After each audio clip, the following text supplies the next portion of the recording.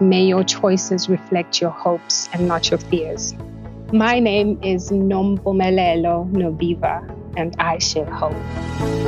Welcome to I Share Hope, the podcast where world leaders share their real stories of hope and how you can use actionable hope to start changing your life today. And now, here's your host, Chris Williams. Hey, look at that. Hey, there I am. That works great. It's a pleasure to meet you. How are you, Chris? Good to meet you, too. So you're in the library right now still? Yes, I'm working on renewing my visa because I'm off to grad school now. Great. So it's very exciting times, but I do have to go back into South Africa to get it renewed. Oh, wow. So it's working through that application process because I'm switching schools. I'm going over to a different school, so lots of fun. So where are you sitting right now? What location in the world? Oh, I'm in Charlotte. North Carolina, yes. Great. I've been attending school here. An institution, it's a historically black university called Johnson C. Smith. Awesome. And it's my senior year, I'm graduating, so I've been here for the past 4 years, and it's been such a tremendous experience. Good for you. Good for you.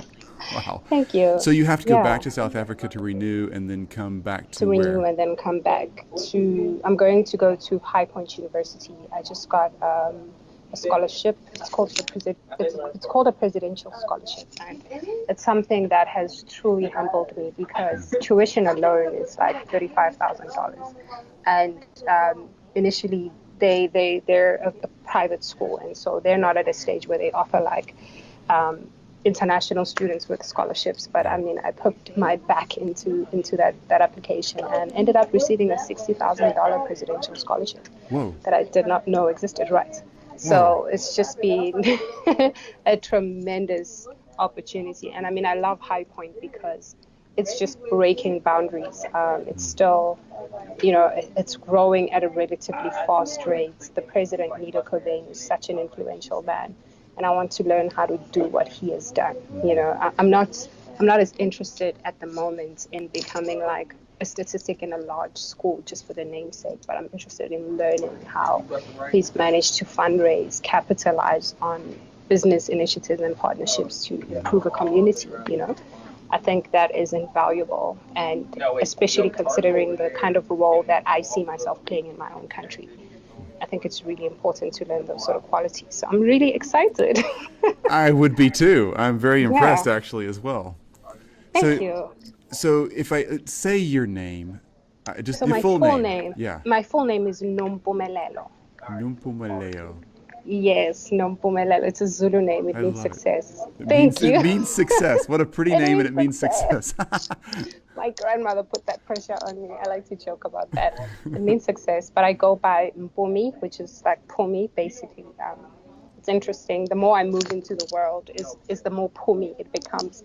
And I mean, although I always make it a point to teach people how to say my name, I'm all for Pumi because my name actually has 5 syllables. So you could break it. Some of my friends call me Lelo. Some people call me Mpumi. Some people. It's such a versatile name, and I'm totally comfortable with people. Well, Mpumi is hard because I don't think Westerners are used to putting two. Yes. They don't put two hard. Yeah.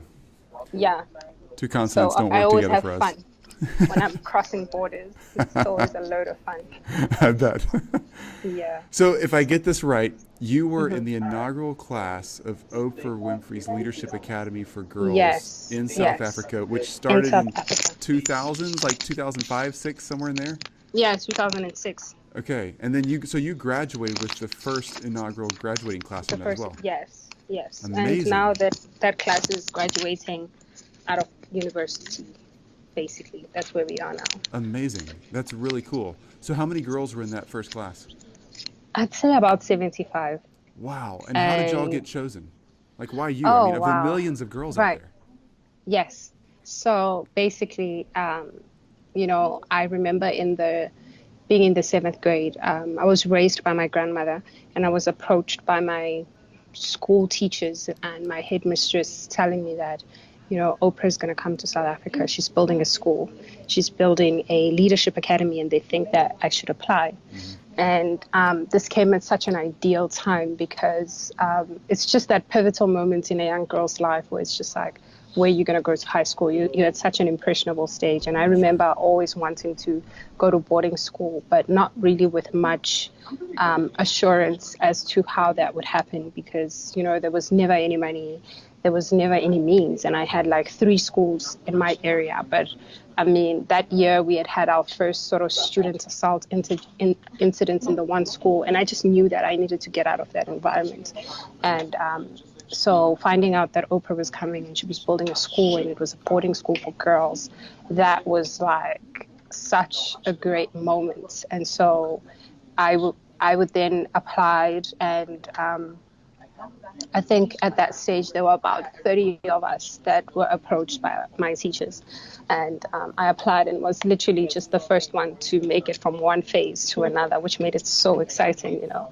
But then, I mean, she attracted over 6,000 applicants from across the country. Yes, wow. It was very rigorous.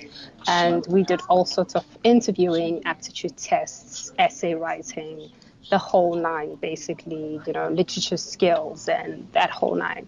And the last interview was with Mom Oprah herself, which we never knew about, you know. And this is the final check that you get. And I remember being told that, you know, girls, the interview that's coming up, you can't study for it. It's just basically get yourself centered, bring a pencil if it helps. All the best. Here's where we need you. And I remember walking into that room and meeting her for the first time, you know, she's like, "Hi, I'm Oprah." I'm like, "Oh my God, hi, what are you doing?" But that would be the interview where she would give the final go ahead. You know, she used the term "it girls" a lot. She would say, "I'm looking for the it girl, a girl who has it," and we never really understood what that was. You know, I'm hoping I have it, whatever it is, but.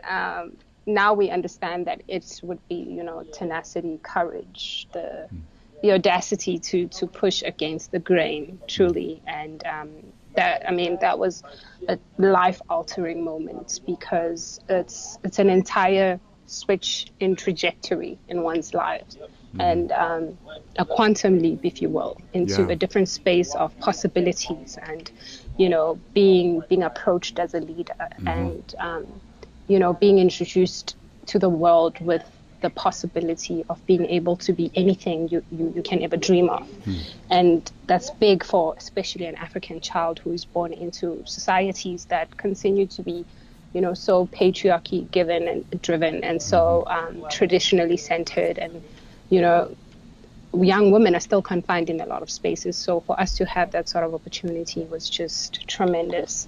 And then after we graduated from the academy, we had some sisters who stayed in South Africa, and only 7 of that 75 decided to come to the United States. Really? And I was one of them. Yes, it's just 7. They decided that because they didn't have the opportunity to like you did, or they just chose not to go further? Well, I mean, even those who stayed in South Africa, they were enrolled in like top academic programs. Okay, so it wasn't a lack of educational pursuit. No. It was just you know, a lot of the girls had received scholarships and bursaries from companies like Ernst & Young, KPMG, just big corporate companies who were, you know, strong in accounting. And we have really good schools like the University of Johannesburg, University of Witwatersrand, University of Cape Town. And so a lot of girls, and I mean, this was a huge shift, you know, leaving family behind and literally going into uncharted territory.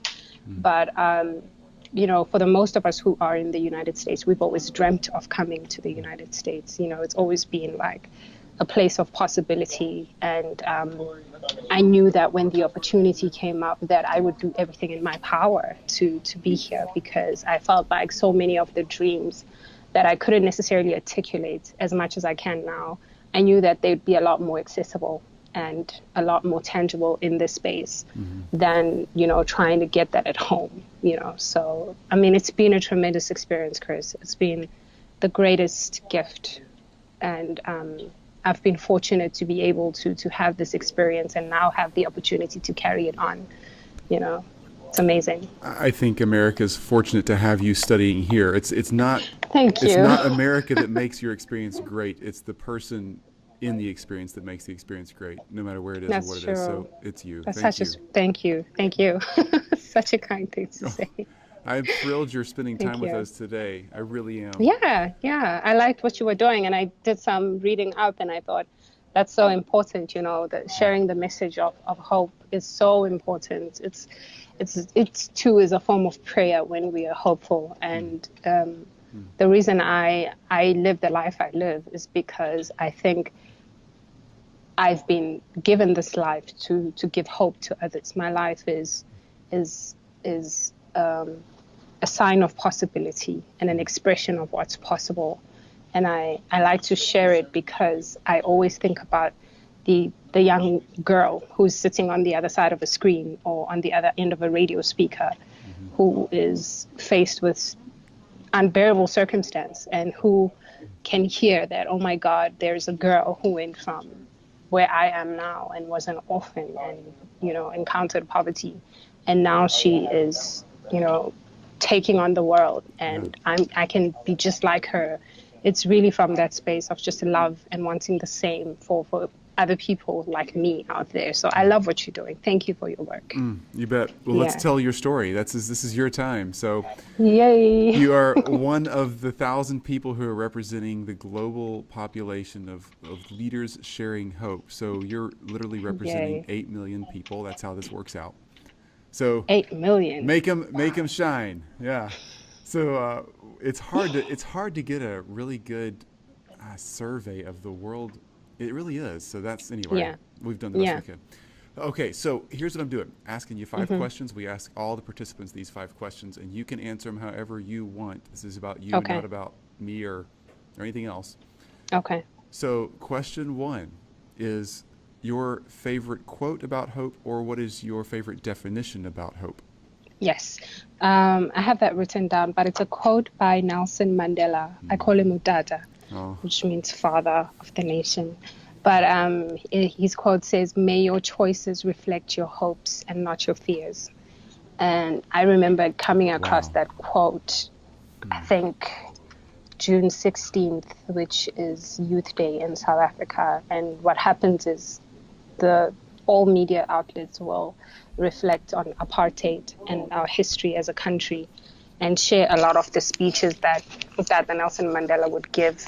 And I remember coming across that quote, and I used to think that, how is it that you can take bold steps that are not fear-driven? I mean, it seems like the idea is that it comes from fear, but making choices that reflect our hopes was just this unimaginable thing for me. And after going to the academy, I started understanding that courage is an extension of hope. When you hope for something truly, you diminish the possibility. You actually use the fear to propel you towards that. And that's why I love that quote, is that you make the fear work for you. You make the unknown work to push you towards this prayer that you are attracting or moving towards. And it's often an expression of hope when we're being hopeful, so. Wow, if that makes sense. It makes so much sense, and I actually just wrote that quote down. I obviously get to write a lot of really cool quotes down, but I every now and then you talk to somebody and it makes a difference, and that quote actually just hits home today. That's a good one for me today. Thank you very much. Good, awesome. You never know how it hits, yeah. Yes, that's a good. Another one I like is what was it? I might have written it down somewhere as well. But also by him, because I journal a lot. I carry all these little journals around. But and I thought this was really cool. He says, when a man is denied the right to live the life he believes he should live, then he has no choice but to become an outlaw. And I remember first reading that and thinking, he has no choice to become a what? Has no choice but to become an outlaw. An outlaw. I remember reading that and thinking, that sounds so criminal. But he too was declared an outlaw at some point. Martin Luther King declared an outlaw. So many people who were revolutionary. Sometimes you have to go against the norm to achieve what your life is, what purpose your life is manifesting through you.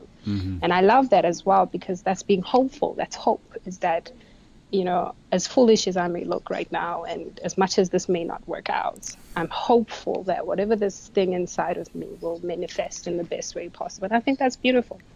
I think that's brave. It is brave. It is brave. You're right. I don't think you're going to have to worry about being an outlaw. I think you've already conquered that problem. Yeah. I've done that part. Yeah. Okay. Yeah. Question 2, who has shared the most hope with you? Give me one person who has just really impacted your life. On the onset, I want to say Miss Winfrey, Mom Oprah, for obvious reasons. Mm-hmm. For just the example that she's been to my life. But I really, really think this question, the appropriate answer would be my grandmother. Everything that this woman ever says to me is a hope. She will say, I hope God blesses you. I hope he makes all your dreams come true. I hope that you are more than what I am. And I grew up under that narrative. And to me, it would always sound like my granny's voice and her prayers. But really, I could tear up because she has always articulated her hopes for me, Even if we're in a tight situation as a family and, be it trying to figure out how we're going to survive, or if I'm calling home and I'm sharing a joy and I'm like, I got an A on an exam or I got a B or whatever, her immediate response would be, and I hope God blesses you and I hope your dreams come true. And that is such a beautiful thing because it's always added so much to who I am. It's always added so much to the strength and the force that I can bring, that I've witnessed myself bringing to the world. And it comes from that space of love that has always been influenced by her hopes for me. Somebody who just wants the best for you and has no reason or explanation other than the fact that they just think you deserve it, That's really, really sweet. That's beautiful. Yeah, she's a beautiful person. Is she still living? She is. She is almost 75 now. She's in South Africa, and I'm going to surprise her. She doesn't know I'm coming home. So well, I sure hope she's not listening. Yes, she doesn't know I'm coming home, but she... That's great. I'm not going to walk in on her because, she has probably at her age a fragile heart. So I'm going to try and find a way to not just walk in on her. That's great. I'm so excited. But I definitely want to have fun with it. Yeah, that's for sure. That's really great. Yeah. Okay, question 3. So take us back to your life and kind of walk us through what's happened for you that has been potentially a hope-threatening set of events in your life that you've really had to lean on hope to get through. I was born into a world stacked with no's. I was born into a world where we're living in an irrigated tin shack, literally poverty. When I do these talks, I use the term below breadline to describe the level of poverty that we lived in. Bread is $3, then my whole family had to survive on $3 a day. My grandmother, a domestic worker, my father fixing cars, my mother, a teenager with no relationship with my dad, who was also 22 at the time. And being born into a township that was so disadvantaged, literally on a national scale when you look at where South Africa was. And so coming from that world to where I am now has been literally moving from one strand of hope and possibility to another. And so even though I was born in a township, when I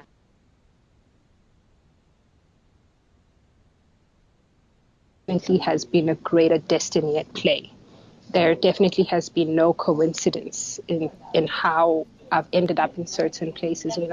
I had to be in Rosettenville. So I was born into a township, but after I think about a year or two after I was born, the power had shifted to the black man, and we had voted Nelson Mandela into power, and it was a free nation democracy, which was good, but also bad in the sense that we still had a lot of inter-party conflicts.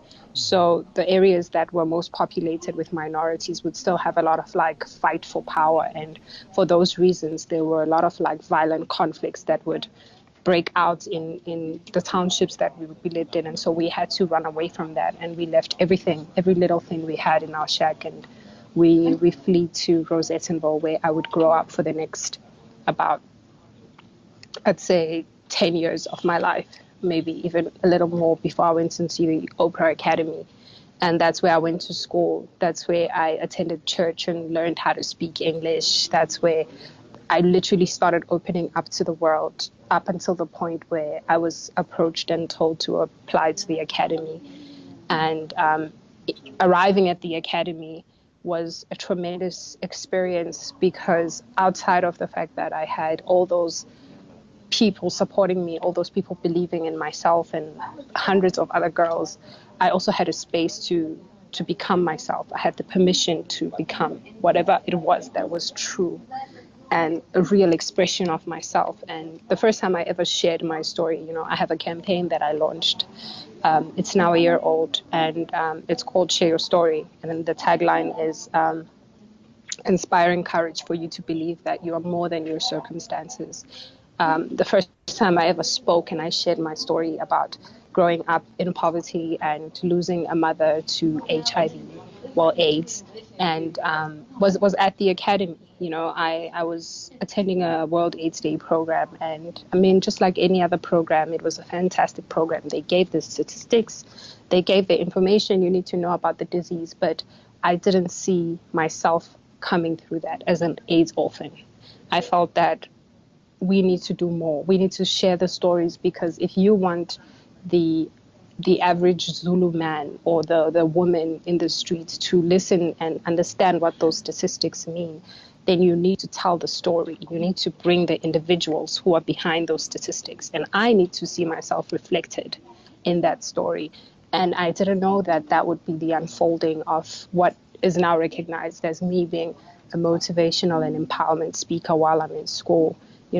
That was a hope. And it was literally going against the stigma that is associated with the virus or being an AIDS orphan. It was going against the hush-hush sort of behavior to keep it on the low. A lot of places on our continents back home, we're not able to openly talk about these things. There are people who still don't believe it exists. There are people who think they're invincible, And so wow. I had the tremendous ability to be in a space where I knew I would be listened to, and I was able to act of courage and hope and reveal myself to the world. And that would be the cornerstone that literally holds this brand that is now growing and becoming. It all literally started from sharing the truth. And I do it with hopes that it would inspire many other orphans. I mean, World AIDS Organization in 2011 reported that in South Africa, there are over, I think, 2.1 million orphans. Wow. We have the highest, and I speak under correction because that was a couple of years ago, but we certainly have the highest prevalence of HIV and AIDS wow. on the Africa, and South Africa has the young women between the ages of 15 and 24 are the most impacted by that statistic. And I'm 23 and I lost a parent to AIDS.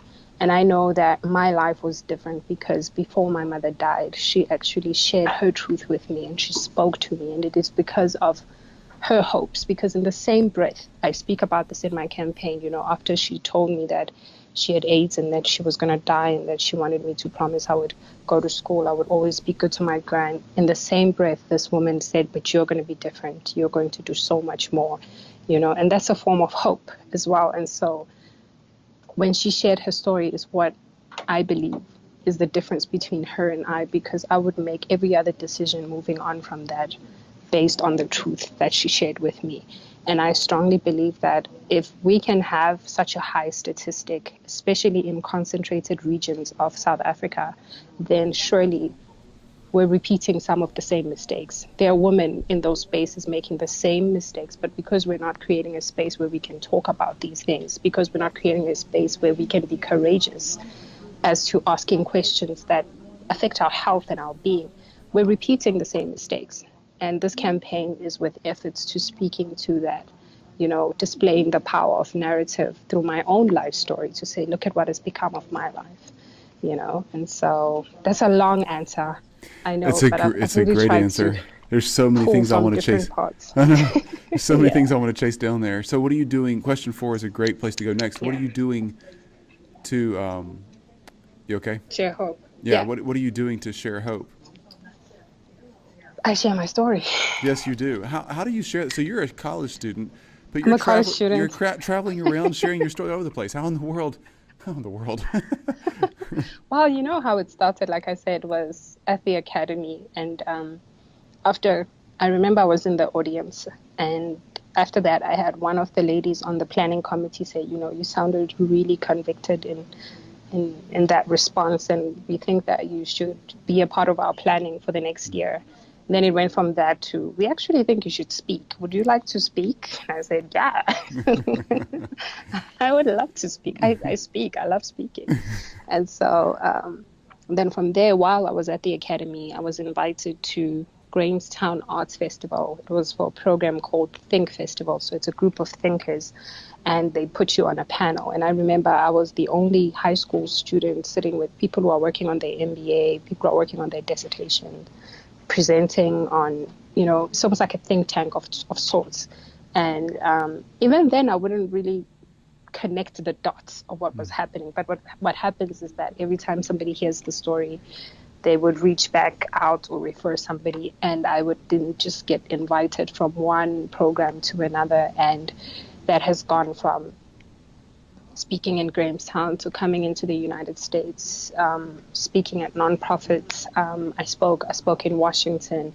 A really great highlight was sharing the stage with Miss Lema Bowe, who's a Nobel Peace Prize laureate. Wow.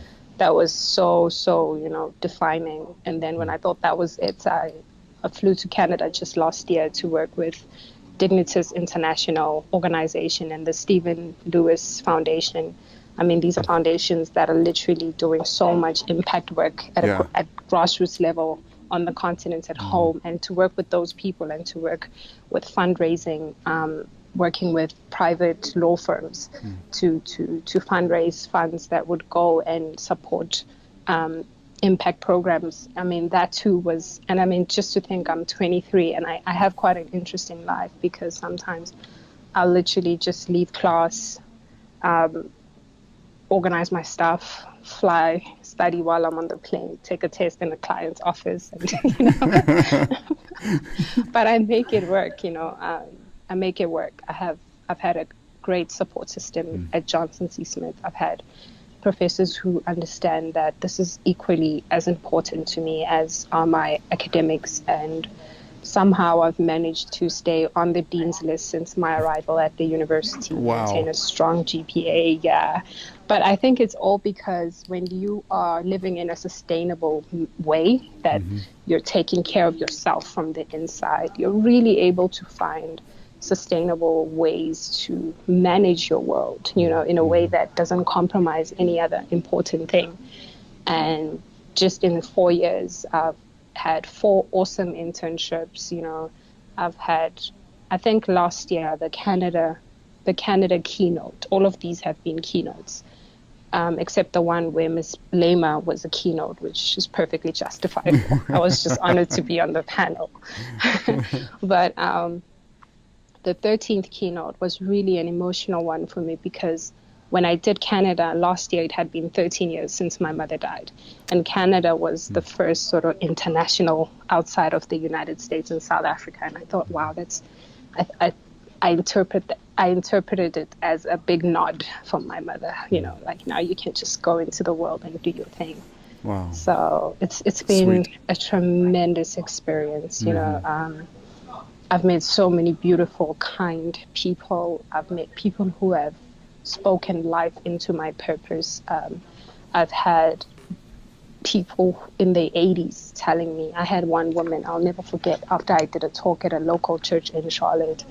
She came up to me, she says, I've lost 3 children to HIV and I've been angry all my life. And she says, you know, I'm in my 80s and I've never for a single day ever considered to think of it that way, in the way that you're able to think about it. Because when I talk about my mother, it's an ode. I honor her. I've never had a sense of anger or remorse to my life, but I've looked at her as somebody whose life was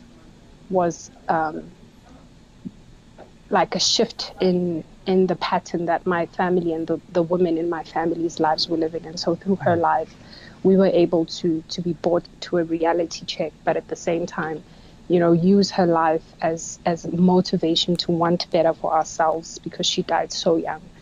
And it's just been such a beautiful experience. When I turned 21, a good friend of my mother called me into her house. She's a white lady, and she had this little mug in her hand, and she was emotional. And she said to me, "I've never used this mug. The last person to use this mug was your mother."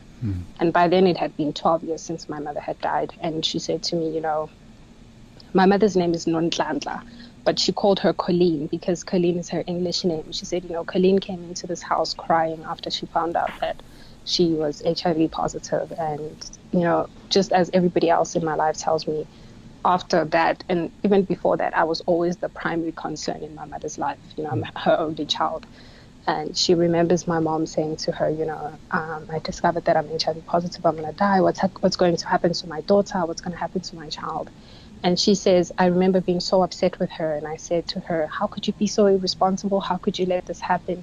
And at that point, my mother had tried many different jobs and literally went from being a cashier to working as a security guard to trying to do hair. She tried going back to school and never worked out because we were just so poor.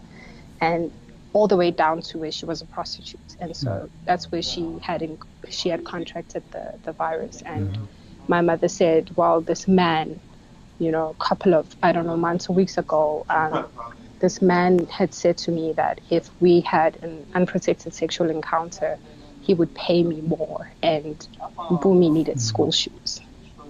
And that just... Wow. I needed school shoes. Wow. And if that's not a sacrifice, then I don't know what is. Yeah. I don't know what is. And from that day, turning 21, I promised myself that I would approach the world with everything I have in me, and that I will never for a day go without knowing how favored I am and how loved I was by the creator of life itself, by my own mother, and by even this woman to share this truth with me, because that gave me so much self-value to know that somebody loved me so much that from a decision that when she had me in mind when she made a decision, and I would later watch my mother, wither away as she was reaching the last stages of her sickness for 1 year, 6 months. And when I think about that struggle she went through, and I think that I've always been the center of her sacrifices, then I have no reason but to be the best that I can absolutely be, because it is an honor of a woman who made the best with what she had. Wow. Yeah. Wow. Yeah. That's amazing. I'm really proud because I don't cry as much anymore. Because you've said this, you've told the story so many times. Yes, and that's the beauty. That's what I want for so many women and men and the people who have gone through unspoken tragedies. I want them to be so firm in their truth and so unshakable that the world will call them and only them to share their truth, because my story has become a defining factor to my place in this world. I remember when I was in Cape Town and I was told about this keynote that Miss Lema Bowie was doing, and they wanted me on the same program. And I was in Cape Town, and I was in the middle of a study abroad program working with another organization. And I remember saying to the facilitators, well, I'm so honored. This is fantastic. This is definitely something I couldn't even imagine, but I have to ask, there are so many speakers in America, I'm not in the country. And they said, we will fly you here. And I said, well, I have a weekend. I can fly in and fly out. I have a weekend. And I flew out of Cape Town, connected in London, Heathrow. I came in to the United States. I attended an evening fundraiser that Friday evening. I did a talk that Saturday morning. I flew out that Sunday. I was in class back in South Africa, 17 hours later of flying. But when you are in your truth, people will seek you, and I think that's how we find our purpose, no matter what industry, no matter what occupation. I've always wanted to live from a place where I am true to who I am. And the irony is that it is the very struggle, the very pain of being me that has become the power of being me. And that it's the same for every person. I think Bishop T.D. Jakes said that quote, that it is the pain of being you that is the power of being you, but wow, that's powerful. We need to get society at that stage where we are convicted and able to speak about who we are with hopes that the world will understand, but with no sense of apology, no sense of apology. Yes. I got to ask question 5 now, because you're just at the doorstep of question 5. You really are. So if that's what you're wanting people to know how to do, is to be who they are and celebrate who they are and drive that forward, what do we do next? So the next 30 minutes or an hour after we're all listening to your wise words at the age of 23, what do we do next to get there? Not a year from now, but what's next? Owning your truth. When I came into the United States, I remember thinking to myself, well, now I get to be anybody in this place. I can be the Oprah girl, whatever that means. I can be the it girl, whatever that means, or I can be myself, who is an African child who grew up in poverty, who lost a parent to AIDS, who understands that to be the reason and the force behind her purpose in this world, and who owns that truth. And so I think in every moment we have in this life, we have an opportunity through each choice to define who we are. And I would encourage that choosing to lean into the uncomfortable aspects of perhaps who we are, or the painful aspects of our lives, leaning into that gives you a sense of truth and an invaluable contribution to this world. Because the thing about that is we've all gone through that. You feel the emotion of what I'm saying, because to some degree or another, you have gone through that. You have faced a challenge, and you know what it means to be confronted by a barrier. And I think whatever the narrative is, whatever the story is, whatever your truth is, it will come through, and people will resonate to that, because you don't have to be anything other than what you are. You already are everything you want to be, And that's what I would encourage, is owning your truth and allowing that, as painful as it may be, allowing that to shape who you are in this world, rather than trying to fit in, because I think that's where we struggle, trying to get ourselves into spaces where we have no business being in. Your business is being you, and allowing the experiences that you go through to inform the role and the purpose and the healing that you're bringing into this world. Which means that anybody, anywhere listening, who's gone through any path can join in on that hopeful stride towards not just living a better life, but creating a better life, even for other people. Everybody has a truth. And if you can own that, then you will definitely inspire somebody else. For as long as it comes from a real place inside of you, you will always have somebody else who can be inspired by that. Absolutely. I have nothing to add. You've got me my brain and my heart are just rolling here. Thank you. Thank you. How do we stay in touch with you? I mean, websites, social media, yes, where are you? I have a website I'm working on. It's called MpumiNobiva.com. It's not launched yet. I'm going to launch it by the end of this year. I'd say Facebook. I'm creating a public page on Facebook where I can actually have more of these discussions. Great. And share more of my story. I was on social media like Instagram and Twitter, but the reason I got off is because I really wanted to be I wanted to be purified in my interaction with the world.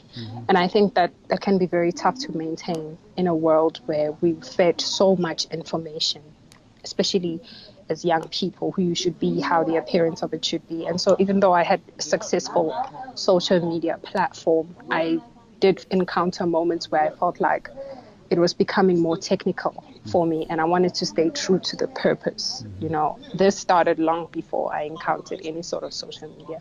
And then when I look at like people who have achieved so much, they didn't have social media. Yeah, right. And I believe that there's a human power in the way that you were able to reach out to me. There's a human power and a great quality in the universe that will always attract people of oneness to one another. And so Facebook, email mpuminobiva.com continues to be my primary email, and it's just my first name, my surname. I like to interact with people, and I think within the next year I'll definitely start opening up more platforms.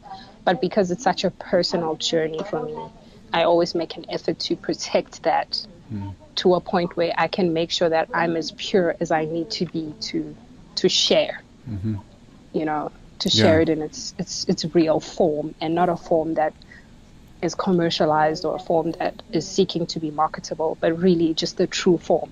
And sometimes that requires preserving parts of yourself and meditating and staying true to yourself and your aura, so that whatever you put out in the world is real.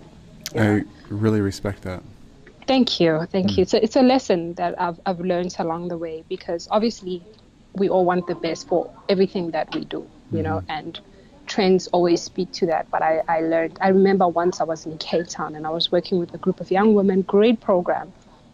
And I got into the room and the first thought was, wow, that would be a great shot, like a picture. Right. And then afterwards I thought about that and I thought, no, I don't want to be that sort of person. I want to be that sort of person who I've always been, who comes in with the heart to share. And out of that, there will be a shot somewhere, somehow. Yes, it shows up. It does. Somebody else has their camera and their social media account. You'll be okay. It shows up, you know. Yeah. And I think the greatest praise comes from your peers, because that's really where the truth is. People who know you, people who experience your energy. And there's no need for me to want to play into that, because the world takes care of that. My responsibility is staying true to my purpose and making sure that I'm doing everything I can to be of use and to be a conduit that continues to bridge gaps and connect people who might be connected from their dreams or sometimes even themselves. There's so many aspects of my story that literally it's a story of many nations, a story of many people. I often refer to it as the story, because it's just such a big manifestation of what's possible when you can live with hope and courage and the audacity to want the absolute best, regardless of whatever circumstance you're currently presented with. Anything is possible. Yeah. Awesome. Wow. Thank you. Thank you. Absolutely. I have a few simple questions. One is each of our guests say their name and I share hope. So we can put that at the beginning of your episode, so I'll be quiet. Can you say that? Mpumi Nobiva, I share hope. I love your name. Thank you. Mpumi. I like the full name even better. Go for the full name. Thank you. Should I say my name is? And I share, my name is, and I share hope. Yeah. My name is Nompumelelo Nobiva, and I share hope. That's so cool. Thank you. Or you could say, my name is Success, and I share hope. I think that's absolutely fun too. My name is Success, and I share hope. Look at that.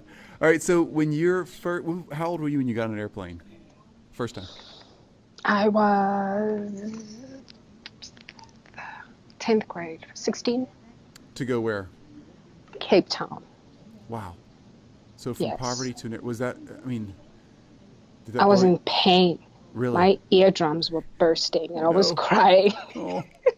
Why do people do this? This is crazy. It's like, what is this? Because Cape Town is right at the southern tip of the continent. And if you're coming in from Joburg, you're flying down.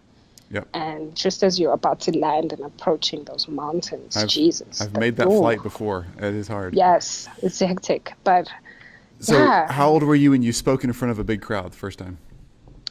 I was 10th grade. I'd say about 15, 16. Was it freaky? Scary? No. Exhilarating? Well, it felt exhilarating, absolutely. It felt like I was out of control and in control, out of in control. Yeah. It felt familiar because it was to my sisters at the academy, but it felt unfamiliar because it wasn't about anything like fashion or music, but it was about a truth and a personal truth that made me feel very vulnerable, but very in charge. And that's where I come alive. I come alive whether I'm speaking with young children, girls, women, churches, Congress.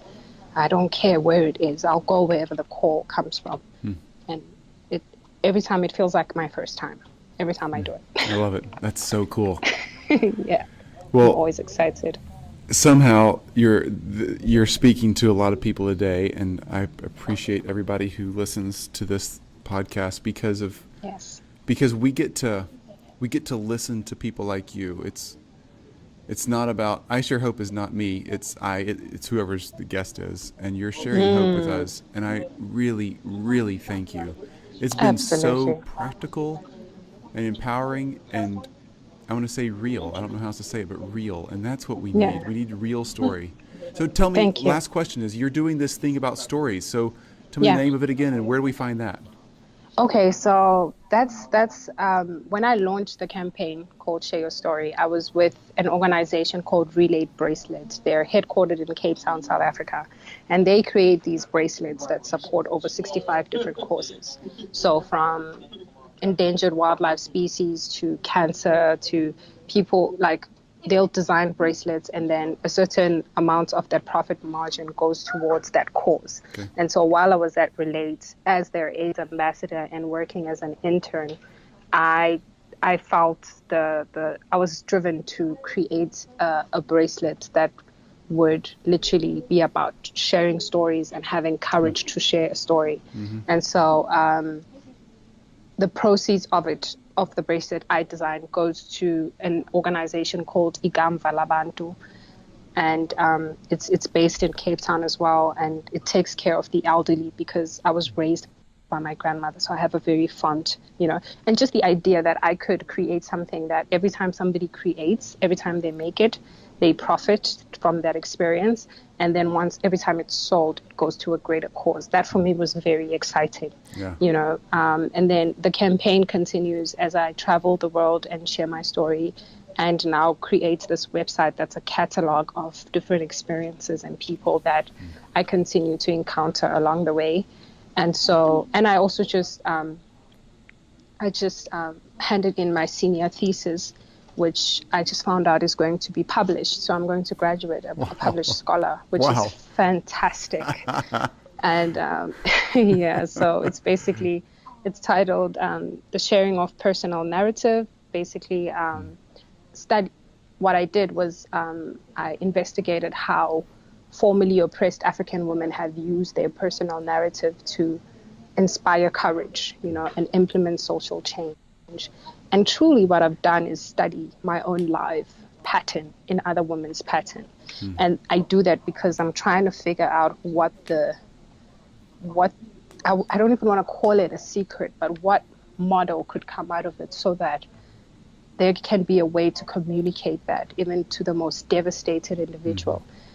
And it be in such a way that they're empowered to see beyond their circumstance, but not in a crystallized way, like, oh, share your story, inspire hope. Look, if you're going through a rough stage, that doesn't bring much practicality. It's like, okay, I share my story, then what? How do I get out of the circumstance? So it's really that work that's continuing to evolve as I go. But I'd say my Facebook page, Mpumi Nobiva, that I'm publishing, and that's really the best way that I've been able to share that content with people, And this realization that there's something bigger happening is a very recent one within the past year or so. Once I realized that, oh my God, when I watched Steve Jobs' commencement speech at Stanford, and he speaks about connecting the dots, is really when I had that aha moment where I was like, all along, I've wanted, every time people ask me, what are you going to do when you grow up? You think of that ideal career role. But then when you look at your life tells you exactly who you are.